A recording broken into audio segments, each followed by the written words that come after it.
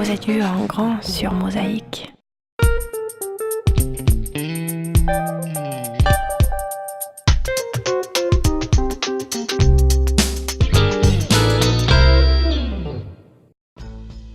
Arnaud Wagner est pâtissier. Passionné par son métier, il aime montrer son savoir-faire et le transmettre. C'est pour ça qu'il propose des ateliers de pâtisserie à domicile. Il est aussi inventif et la tarte qu'il nous présente aujourd'hui est le reflet de sa créativité. Bonjour à tous et bienvenue dans notre cuisine. Aujourd'hui, je reçois Arnaud Wagner. Bonjour Arnaud. Bonjour. Donc, tu es pâtissier à domicile. C'est ça. Et ça s'appelle Instant de gourmandise. Instant de gourmandise, voilà. Donc, sur le secteur de Sarraz. Oui, voilà, c'est en Alsace-Moselle en fait que je pratique. Et en fait, c'est nouveau. En Alsace-Moselle, je fais des cours de pâtisserie à domicile et démonstrations de pâtisserie à domicile. D'accord. Donc, on va en parler un peu tout à l'heure durant l'émission. Qu'est-ce que tu vas nous préparer comme recette? Alors, aujourd'hui, on va faire une tarte fraise roquette avec une pâte sucrée, Oui. une crème pâtissière à la pistache. Et ensuite, on va mettre de la roquette qu'on va assaisonner à l'huile d'olive à la vanille et avec des fraises dessus. D'accord. Bah, c'est très original, mais Ouais, c'est ça bien. change Et un peu. les fraises, ça va être de saison bientôt. Enfin, les fraises françaises, hein, Ouais, de chez nous. ouais. Parce que les fraises Là, on a de la espagnoles, on en chance, a déjà. c'est les premières gariguettes Voilà, qu'on les reçoit. gariguettes, elles sont déjà là. Donc elles sont belles. Donc voilà, bah, ce que je vous propose, c'est de découvrir justement la quantité et les ingrédients pour cette recette. Pour la pâte sucrée, il vous faut 115 g de sucre glace, 325 g de beurre, 500 g de farine et un œuf. Pour la crème pâtissière, il vous faut 50 g de sucre glace, un œuf, 250 g de lait, 25 g de pâte de pistache, 25 g de beurre, 25 g de poudre à crème. Pour la garniture, enfin, il vous faut des fraises, de la roquette et de l'huile vanillée. Donc Arnaud, on va démarrer la recette. Donc on commence par quoi? On va faire la pâte sucrée en premier. Oui. Donc c'est une recette toute simple. Oui. On mélange tout en première vitesse. Une fois que c'est ensemble, c'est fini, elle est prête. D'accord. Bon alors, je te laisse nous montrer. Voilà. Alors, on va mettre le beurre. Le beurre.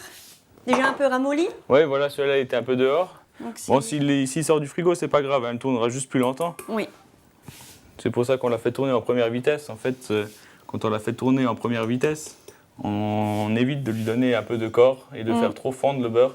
Donc c'est pour ça qu'on fait toujours tourner en première vitesse pour que ça va doucement. D'accord. La patience, c'est important en pâtisserie. C'est vrai. Donc là, tu as mis beurre, Voilà, là, on a tous les farine, ingrédients. sucre glace. Hein, c'est Sucre ça glace, voilà. Quand Et, on met du un sucre œuf. glace comme ça, on a une meilleure texture sur la pâte. Que Quand du on va sucre semoule. voilà, si on met du sucre semoule, on va avoir toujours les grains de sucre Oui. qui vont rester dans la pâte, alors qu'avec le sucre glace, on va D'accord. toujours avoir une texture lisse. C'est pareil pour quand on fait des bredele, pareil, si on met du sucre glace, on a toujours une meilleure texture en bouche. Quoi. D'accord. Donc, c'est pour ça C'est qu'on le fait petit ça. plus. Ok. Voilà. Donc là, on va. Donc, une fois qu'on a ça, on met la feuille. La C'est feuille, le mieux, oui. c'est- Et on va faire tourner en première vitesse, donc. Hein.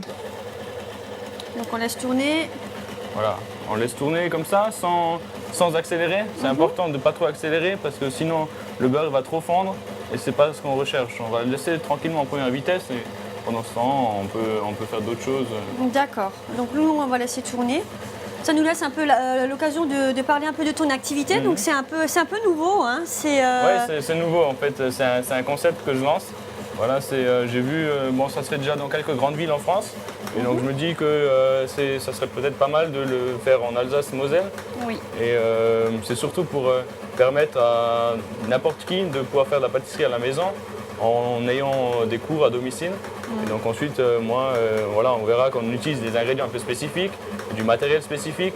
Et donc ce que moi je propose, c'est la revente d'ingrédients et de matériel professionnel. Et les ingrédients, moi je les reconditionne. Parce qu'on trouve toujours les ingrédients professionnels, on peut les trouver dans des grands magasins. Et moi ce que je fais, c'est que je les reconditionne en plus petit. Oui. Donc je les revends au détail en plus petit. D'accord. Ok, donc là on voit la pâte qui commence à avoir. Voilà, la pâte, on voit qu'elle commence à se mettre ensemble. Oui. Donc là, on va pas aller plus loin. Et on va la sortir, on va la travailler sur le plan de travail. D'accord. Pour vraiment la travailler le moins possible. On voit, elle tourne à peu près pas plus d'une minute. Hein. Oui. Quand le beurre il est bien mou comme ça va assez rapidement. Ok. Donc c'est vrai qu'elle a une belle consistance.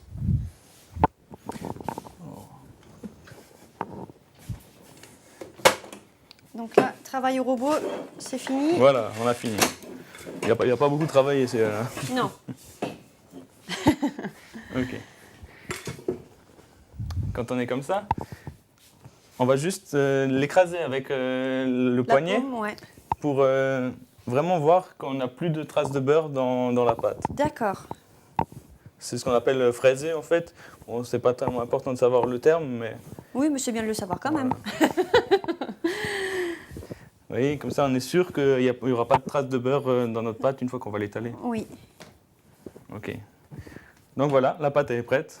Et là, on l'a mis au réfrigérateur. Voilà, là on va être au réfrigérateur parce qu'on voit que le beurre est très mou. Oui. Donc on va le mettre au réfrigérateur à peu près 1 heure pour que le beurre refroidisse de nouveau. D'accord. Donc on va la mettre au frais. Le temps de faire reposer la pâte, nous allons découvrir l'historique de la semaine.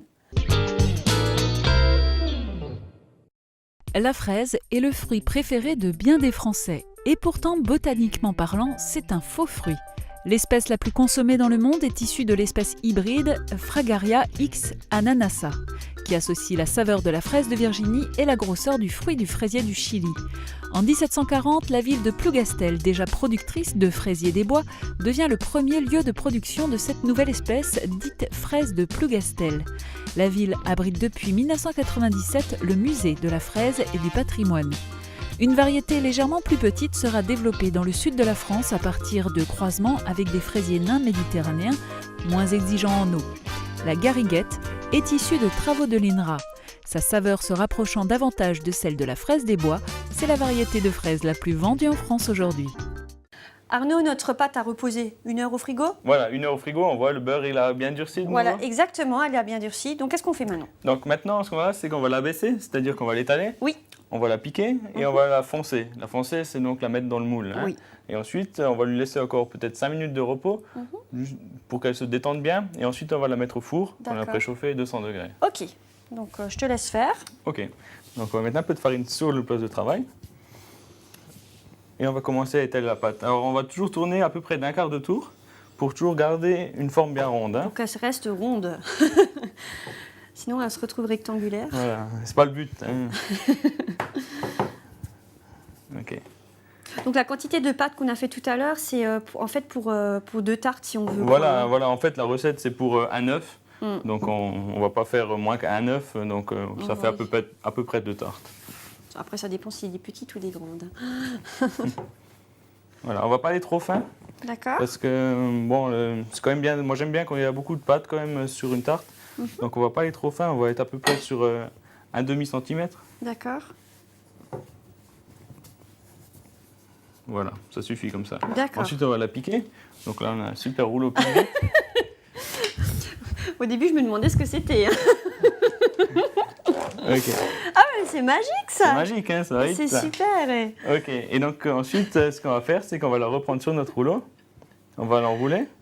Excellent. Et on va la déposer sur notre cercle à l'envers D'accord. pour que on voit les points du pic-vite sont de l'autre côté. D'accord. C'est important parce que donc, quand on perce avec le pic-vite, ça va faire un trou en cône. Oui. Donc si on le met dans le sens où on l'a piqué, il va très vite se reboucher. Alors que si on le met à l'envers, Ça s'ouvre Il en va fait. s'ouvrir, D'accord. hein. Oui.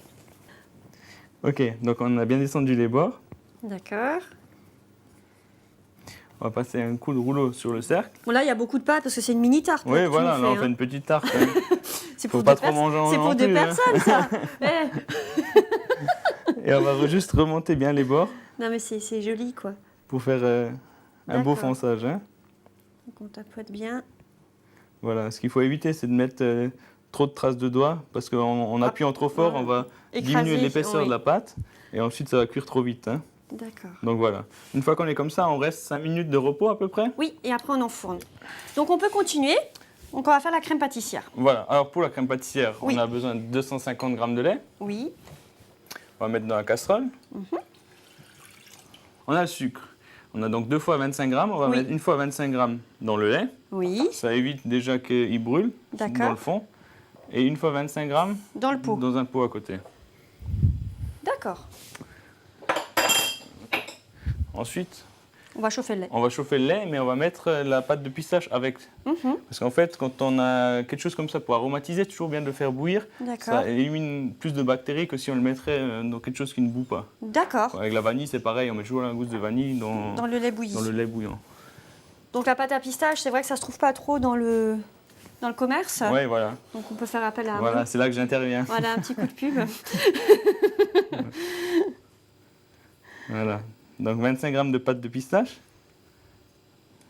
On va juste mettre un coup de fouet dedans. Pour bien mélanger. Voilà, pour bien mélanger. Bon, on va voir, hein, la pâte de pistache ne va pas complètement se dissoudre, mais bon, c'est pas grave. Quand on va la mélanger après, elle va se dissoudre tout seul. D'accord. Ok, une fois qu'on a ça, Oui. on a donc nos 25 g de sucre qu'on a mis dans le pot juste avant. Oui. On va mettre la poudre à crème, Oui. ce qui remplace la maïzena. D'accord. D'habitude, on met, nous, on met en pâtisserie de la poudre à crème. Mais est-ce qu'on peut mettre de la maïzena? On peut mettre de la maïzena, mais on n'aura pas le même résultat. D'accord. Pas tout à fait, quoi. Oui. Ça se ressemblera, mais ça ne sera pas la crème pâtissière. D'accord. Ok, la poudre à crème. On va mélanger à sec, ça c'est aussi assez important.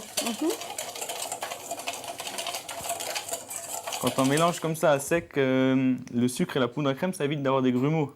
D'accord. Donc ça c'est À assez partir important. du moment hein. où on ajoute le liquide, donc l'œuf. Voilà, quoi, hein. donc maintenant on va rajouter l'œuf. Et on va simplement mélanger.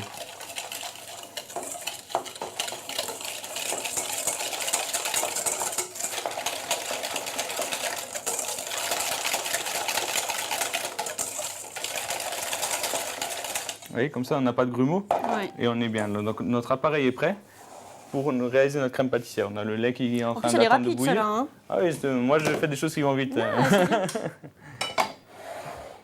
Ok, donc là le lait est bout. Oui. On remarque. Donc ce qu'on va faire, c'est qu'on va mettre une petite partie du lait bouillant dans cette préparation pour Oui. la réchauffer Et on va après, la on refait remettre dedans. l'inverse. Voilà, c'est D'accord. important. Si on met maintenant cette préparation froide dans le lait bouillant, ça va figer tout de suite. Ça va faire un petit choc thermique. Donc c'est pour ça qu'on met toujours un peu là-dedans pour la réchauffer. D'accord. On laisse bien bouillir. Les gros bouillons. Voilà. Une fois que c'est comme ça, on va verser une petite partie. Voilà. Le reste, on le remet sur le feu. On mélange. Ça sent bon. Ah, ça sent déjà bon. Hein. Waouh. Et maintenant, on met de nouveau dans le Le lait reste, bouillant. on verse tout dedans. Voilà. On va faire attention de bien tout récupérer. Ah bah oui. Et maintenant, on va remuer. Et on va attendre jusqu'à ce que ça épaississe. On voit maintenant toute la pistache s'est dissous. Et on voit ça commence à épaissir là. Donc Ouais. quand ça commence à épaissir comme ça, ce que je conseille toujours, c'est de sortir du gaz. Voilà. Quand on sort du gaz, on maîtrise un peu plus. On Oui. a plus le temps. Donc on voit là, elle a bien épaissi. Hein. Une belle couleur et ça sent bon. Maintenant, on va revenir sur le gaz pour la cuire. D'accord.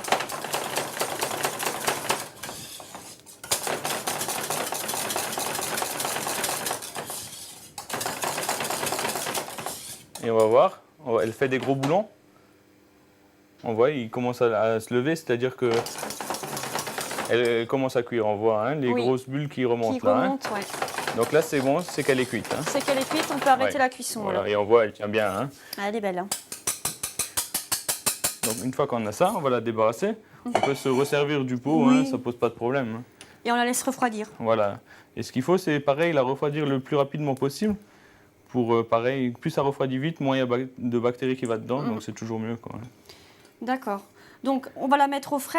Oui. Ensuite, à la tarte. Il faudra peut-être qu'on la mette au frais. Oui, on va la mettre au four. On va juste mettre encore le beurre dans On n'a dans pas la crème fini. pâtissière. hein. Donc, On met le un peu de beurre, encore un peu de gras. Ouais, c'est pas grave. hein. Nous, on aime le gras. Et là, donc c'est pareil. Juste pour l'incorporer, on va le mettre comme ça dedans. On voit déjà, ils font déjà très rapidement, hein, comme bah il était oui, comme dehors. c'est chaud. On va simplement l'incorporer. Ça donne une brillance. Oui, ça va donner de l'onctuosité aussi. hein. C'est joli, cette couleur verte. Hein. Ouais, avec les fraises rouges. Je pense que ça va faire super joli. Voilà. Une Hop. fois que le beurre est dedans, Oui, on va juste ramener les bords bien pour nettoyé. éviter que ça va croûter. Et maintenant, on va filmer. Alors, Donc important de filmer parce que sinon au-dessus on va avoir une peau. Hein. Voilà, une peau. Ouais. Et ce qui est important, c'est de filmer au contact. C'est-à-dire au contact, c'est-à-dire qu'on va vraiment venir Poser dessus. sur la crème pâtissière. Hein. Voilà, et le petit bouton.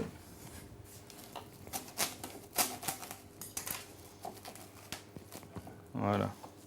Donc on appuie bien dessus.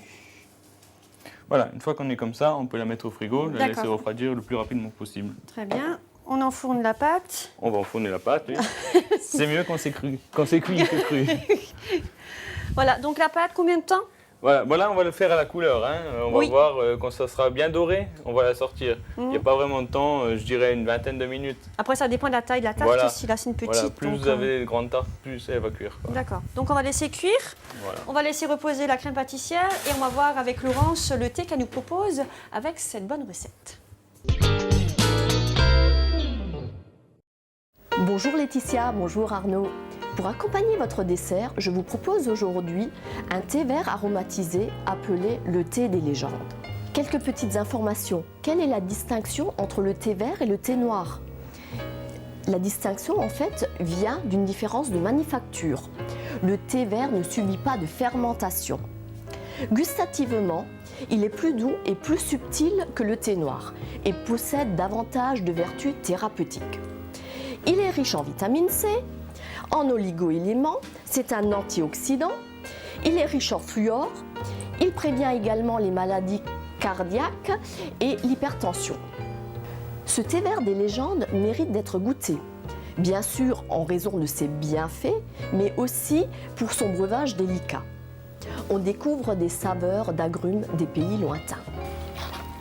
Je vous souhaite une très bonne dégustation. Merci Laurence. On va goûter ça tout à l'heure. En tout cas, ça sent bon le citron. Hein. Alors, où en est-on? Ok, alors là on a tout qui est prêt. Donc notre pâte elle est cuite, on voit hein, La donc, couleur. la cuisson bien dorée Oui. comme ça. Hein, c'est important, c'est ce qui va faire vraiment la friabilité. Oui. Et donc notre crème pâtissière qui a refroidi, on va enlever le papier film Oui. et on va la mettre Attends, je juste. vais me mettre de ce côté. Voilà. Hop, il me faudrait de nouveau une. Voilà, super. Ah, je sers quand même à quelque super chose. Hein. assistante. Voilà, on va le mettre. Juste, on va la fouetter un peu, c'est pour la lisser en fait. Oui. Hein.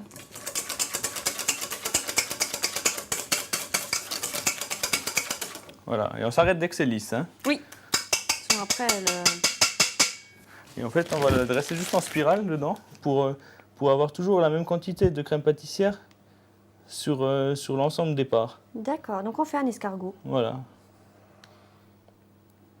Et on se sert vraiment de la grosseur de la douille pour mettre la crème pâtissière. Et ça rentre nickel, hein, c'est calculé. Ouais. C'est fou, hein? Ah, c'est super joli. Ok. Donc maintenant, on va mettre la roquette. Donc notre roquette. Voilà. On va mettre la roquette dessus. On va essayer de lui donner le plus de volume possible.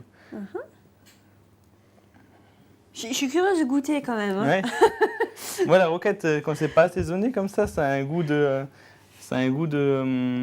noisette un peu comme ça. Oui. Avec l'huile d'olive à la vanille, ça sera pas du tout salé, hein, faut pas croire. Non, mais En fait, on lui fait une coupe, quoi. On lui fait une coupe, ouais. On est coiffeur, pâtissier, on fait un peu tout, nous.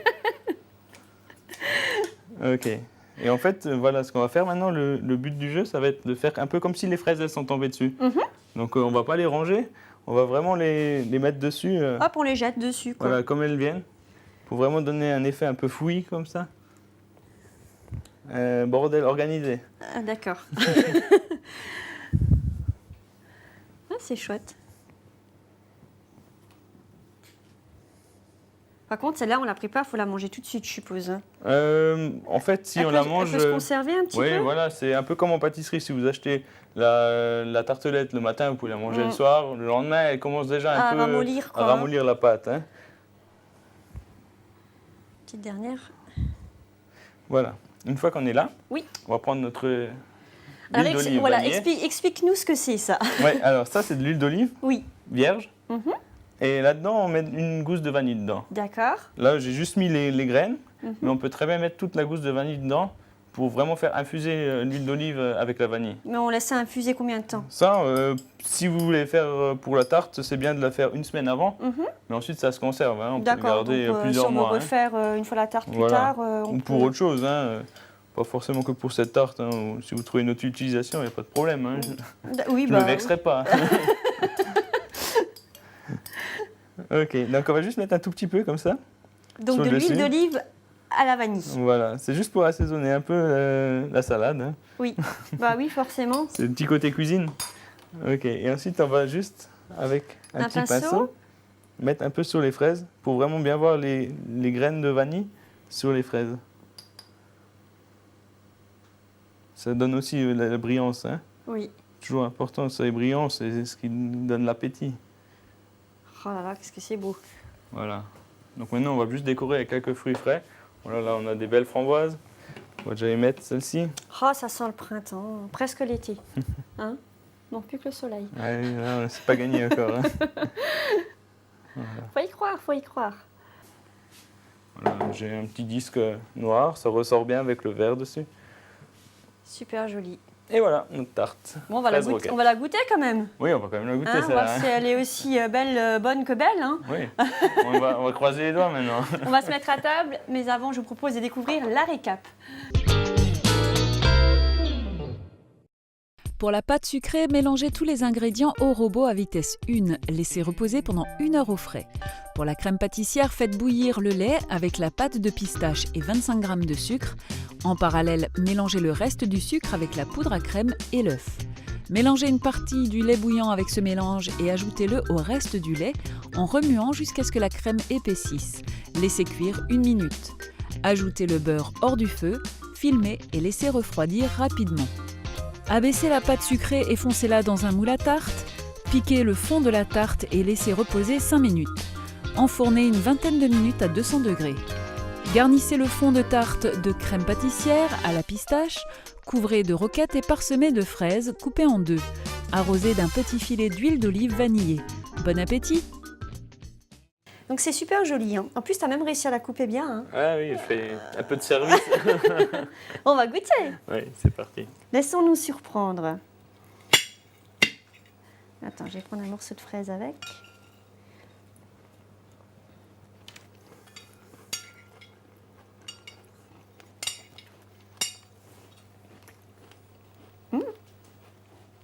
C'est bon. Verdict, Ouais, très bon. c'est bon, hein. On garde. On garde. Non, c'est le croquant de la salade qui est bon. Et puis on sent bien l'huile vanillée. Ouais, Hein. c'est donne une texture qu'on connaît pas, quoi. Hein. La Ouais. salade comme ça, un peu. Non, c'est très bon. Et on a Et la le goût pistache. de la roquette qui vient après. Oui. On remarque, hein. Quand on a craqué Ouais. sous la dent. Mhm. C'est très très bon. Donc à refaire. Hein. À refaire. C'est À parti. refaire. En plus, c'est pas difficile. Donc, allez, je te sers du thé. Oui. Donc aux agrumes, donc je pense que ça va bien se marier. Hein. Ouais, ouais. Le petit goût citronné. Bon Arnaud, tu reviendras? Ouais, moi je reviens, pas de problème. Ah, j'ai le petit goût noisette là qui ressort de la roquette. Mhm. Qu'est-ce que tu viens nous faire la prochaine fois? J'ai déjà réfléchi. Ah, c'est Ouais. bien. J'aimerais peut-être faire une tarte au citron meringuée. J'ai une bonne recette à faire D'accord. découvrir. On avait déjà, mais elle est peut-être différente. Bah écoute, je te remercie d'être venu en tout cas. Il n'y a pas de problème, merci beaucoup. Et sur ce, je vous propose de vous mettre à table et bon appétit. Au revoir.